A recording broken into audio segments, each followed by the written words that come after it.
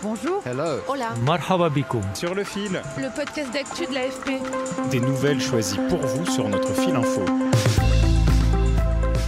Sur le fil part en Guyane pour évoquer une page sombre et presque taboue de l'histoire de cette collectivité territoriale. À partir des années 1930, près de 2000 enfants amérindiens ont été arrachés à leur famille pour vivre dans des pensionnats tenus par l'Église, appelés des hommes indiens. Avec l'appui financier de l'État français, les enfants, considérés comme païens, étaient évangélisés, scolarisés dans un environnement autoritaire, contraints de ne plus parler leur langue, de changer leur nom, ne voyant leur famille qu'une ou 2 fois par an. Aujourd'hui, certains de ces enfants devenus adultes prennent la parole. Ils veulent dénoncer cette assimilation forcée qui a généré beaucoup de souffrances. Ils réclament aussi la création d'une commission Vérité et Réconciliation, inspirée des démarches canadiennes après la révélation du scandale des pensionnats autochtones. Leur objectif, c'est de se réapproprier leur histoire et obtenir à terme la reconnaissance de leurs droits en tant qu'autochtones.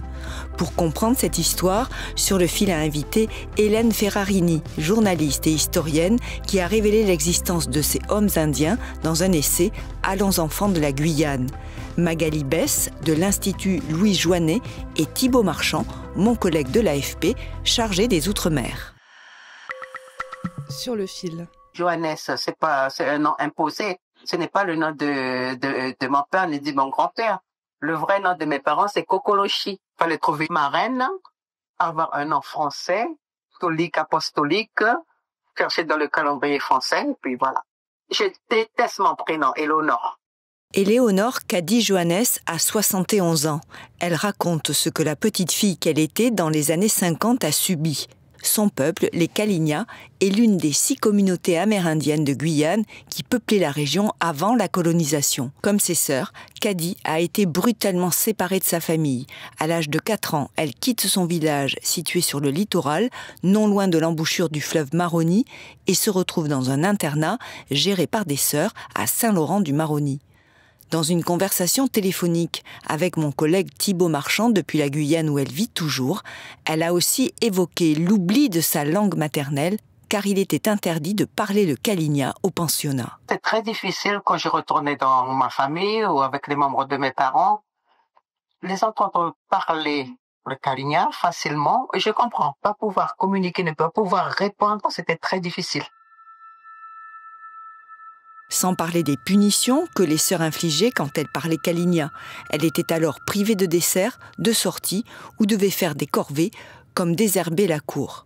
Environ 2000 enfants amérindiens, mais aussi Bushinangé, descendants d'esclaves échappés qui ont trouvé refuge dans la forêt, ont subi ce sort entre 1935 et 2023, date de la fermeture du dernier des 8 hommes de Guyane. Il y a seulement 2 ans. Thibaut Marchand, qui suit l'actualité des Outre-mer, a été surpris par le flou qui règne aujourd'hui encore autour des hommes indiens. Peut-être parce que le nombre de victimes reste faible, peut-être aussi parce que les peuples amérindiens de Guyane sont encore largement invisibilisés. On en parle très très peu. Peut-être aussi parce que la Guyane, quelque part, est le moins connu, je trouve, des territoires d'outre-mer. Et je me suis dit qu'il y avait peut-être quelque chose à réparer. C'est pour ça que j'ai décidé de traiter ce sujet. Je me suis dit que c'était important de donner la parole à ces anciens pensionnaires.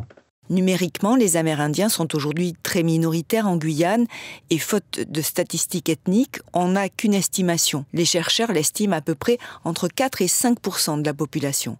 Désormais, les langues se délient et les souvenirs, bons ou mauvais, remontent à la surface des personnes passées par ces institutions. Ce qui semble normal pour Magali Bess, directrice de l'Institut Louis Joinet, une ONG qui soutient les peuples autochtones dans leur démarche. Ça rejoint quand même d'autres expériences similaires. On voit toujours qu'il faut du temps aux personnes, en fait. Souvent, il faut 10 ans, 20 ans, 30 ans, peut-être parfois plus, pour que des lieux dans lesquels il y a des violences qui ont été commises, les gens commencent à en parler. Souvent parce qu'il faut aussi du temps pour prendre conscience que ce qu'on a vécu n'est pas normal, ou parce qu'on a une mémoire traumatique qui met du temps à se réactiver. Selon Magali Bess, la mise en place d'une commission Vérité et Réconciliation permettrait aux anciens pensionnaires de faire connaître leur histoire. Au Canada, la commission Vérité et Réconciliation a permis entre 2007 et 2015 de recueillir la parole d'enfants autochtones placés dans des pensionnats catholiques. Grâce à ces travaux, on sait aujourd'hui que près de 150 000 enfants ont été arrachés à leur famille, 4 000 à 6 000 enfants ont disparu, d'autres ont subi des violences physiques, psychologiques ou sexuelles.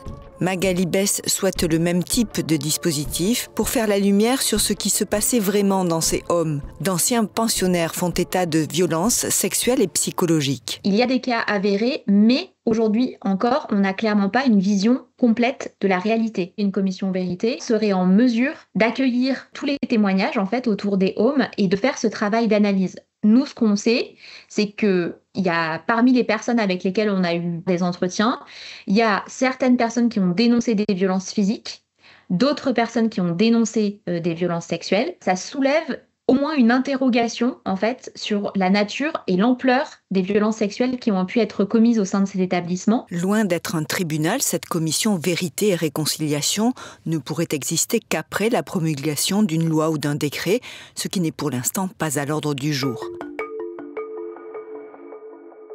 Mais revenons en Guyane. Créés dans les années 1930 par l'Église catholique, ces pensionnats sont financés par l'État après la départementalisation en 1946. Les enfants ont interdiction d'y parler leur langue, mais ces pensionnats seraient allés au-delà, officiellement chargés d'offrir aux enfants une éducation comparable à celle des écoliers de l'Hexagone.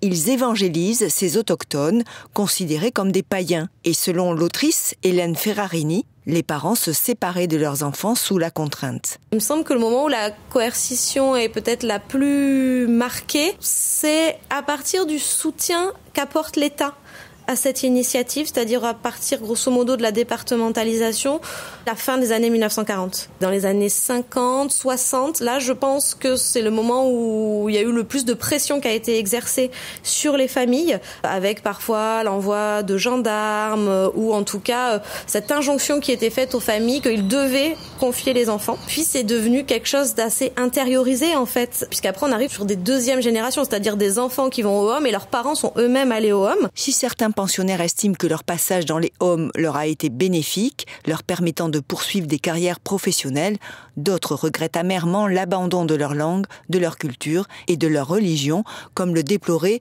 Kadi au début de cet épisode. Selon Magali Besse, de l'Institut Louis Joannet, c'est ce qu'on appelle l'assimilation culturelle. Et donc l'assimilation, en fait, c'est la volonté de faire disparaître une identité culturelle. Je pense que les gens ont suffisamment bien compris que, effectivement, s'en prendre aux enfants, ça reste une façon très simple, en fait, de faire disparaître une identité, reformatant complètement une éducation et en transformant, en quelque sorte, les enfants amérindiens qui étaient là et qui arrivaient avec leur culture en des enfants qui ressemblent à tous les enfants qu'on pouvait voir dans l'Hexagone à cette période-là, donc catholiques, allant à l'école, suivant un enseignement, le programme scolaire, etc. Donc c'est ça l'assimilation. On va chercher à faire disparaître ce qui fait sa singularité, en fait, d'un point de vue individuel et d'un point de vue communautaire. Pour l'historienne Hélène Ferrarini, l'État français qui finançait ces pensionnats poursuivait aussi un objectif très pratique, la formation d'une main-d'œuvre. Il y a l'idée que la Guyane ne peut faire l'impasse sur aucune main-d'œuvre. Le fait de faire entrer dans le travail salarié des personnes autochtones amérindiennes, c'est aussi quelque chose que les autorités ont en tête. Et pour cela, faire quitter à ces personnes un mode de vie vivrier, semi-nomade, très autonome, peu inscrit dans le circuit marchand de la Guyane. Et donc, en fait, voilà, d'opérer cette bascule pour les insérer, qu'elles deviennent une main-d'œuvre salariée. Les militants qui prennent la parole aujourd'hui ne veulent pas s'arrêter là. Ils entendent obtenir aussi la reconnaissance de leur peuple, comme le dit Kadi. Il y a eu beaucoup de silence. Il y a des gens qui n'osent pas parler, qui ne disent pas ce qu'ils ont vécu et qui ont peur. Et j'aimerais bien que ces personnes-là puissent parler. Et comme je dis, c'est notre histoire. C'est ce que nous allons laisser aux générations futures. Il faut que ces générations connaissent leur histoire. Parce que l'histoire de la Guyane ne commence pas à la colonisation. C'était là bien avant.